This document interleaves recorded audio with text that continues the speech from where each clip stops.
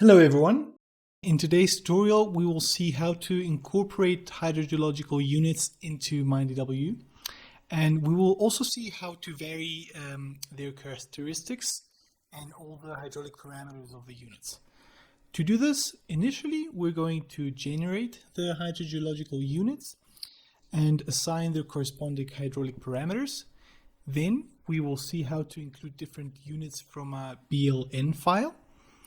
And finally, we will see how to use volumes from the XX files to define the extents of different hydrogeological units.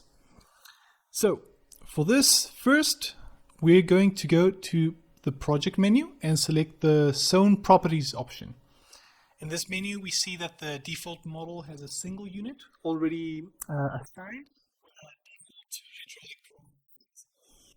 The hydraulic parameters that can be assigned in MINEDW are the hydraulic conductivity, the specific storage, and the specific yield. Regarding hydraulic conductivity, MINEDW simulates the three main axes of the hydraulic conductivity ellipsoid, so the X, Y, and Z axis. In the case of having an anisotropic unit, different conductivity values can be assigned then, depending on the preferential flow direction. And likewise, the conductivity tensor can be orientated according to preferential directions as a function of the Euler angles assigned to each unit. For this model, as an example, we're going to generate 5 hydrogeological units. We're going to call these the north sedimentary fill, the south sedimentary fill, the kimberlite, the fault, and basement. Then we're going to assign hydraulic parameters to each one, making changes in this particular menu. Well, once we have included all the data, we press OK and the model generates the units created. Now, the next step is to assign the spatial distribution of these units. That is, to indicate to the model where and how we want these units to be distributed. For that, we're going to review all the options that MINEDW has to offer. So firstly, the way to visualize the model's units is with a 3D element plot item. We can visualize it here under list, element, and 3D element. Double clicking would open the plot item, and it is what you see now on the screen. Now, selecting the 3D element, we will now use the select tool. As we can see, the model view changes to a plan view when we use the tool. And for the first unit, we're going to select everything and assign it basically to the basement. For this, we're going to select our entire model by clicking and dragging and assign it to the basement.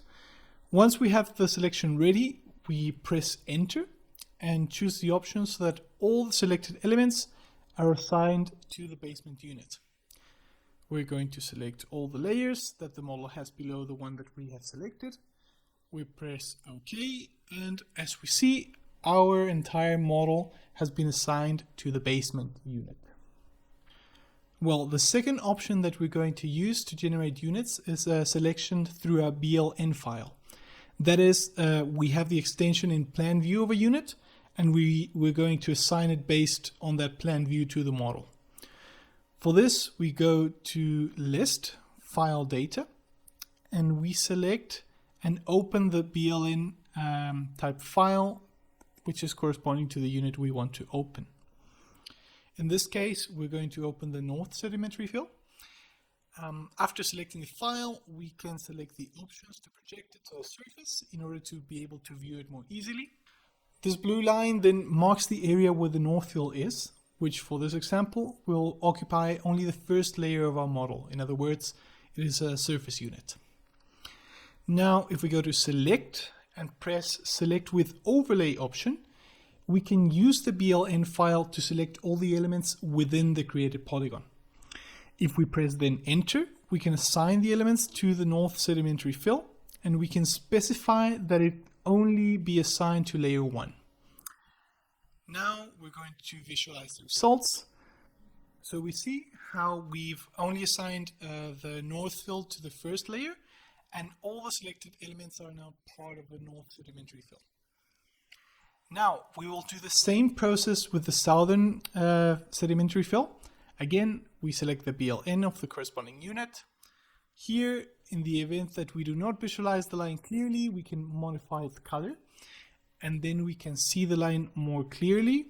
We can then project the BLN to the surface, and again, if we go to the select option, select with overlay, and we select all the elements that are within this polygon, we can then assign them to the south sedimentary fill. As for the other sedimentary fill, we're only going to assign it to the first layer. Press OK, and now we can see the results in which the southern fill is also assigned to the first layer. Now we're going to select elements that belong to the fault in a similar manner. In our case, we're going to model the fault as a vertical fault that crosses the whole model extent. For this, we select the corresponding BLN file and project it to surface, and we can see the extension where the fault is going to be. Again, we use the select with overlay and select the polygon. Then, as we press enter, select the fault from the menu, but this time we're going to model the fault as if it were to extend to the bottom basically of the model. So I'm going to select all of the 16 layers that we have. So it's projected to the bottom of the model. Now to review the unit, we can make a section perpendicular to the fault and visualize the results. Thus, we can visualize how all the layers were assigned to the full unit. The next option for defining the extent of a hydrogeological unit is using a solid or a volume in DXF format. That is, we have a DXF file that delimits the entire volume, for example, of a unit, and we want to import that to MINEDW. In our case, we have the kimberlite volume in a DXF file, which we're going to import into the model and use it. By removing the 3D element from view, we can display the imported DXF, for example, in this case.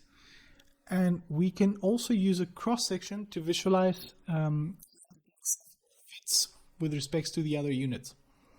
Now, to use this volume on a kimberlite, we must go to the DXF menu under Attributes and select the option to Zone, which selects the elements within the volume and gives us the option to assign them to a particular unit. By selecting this option then, we're going to assign the elements to the kimberlite and indicate that we want to select based on volume.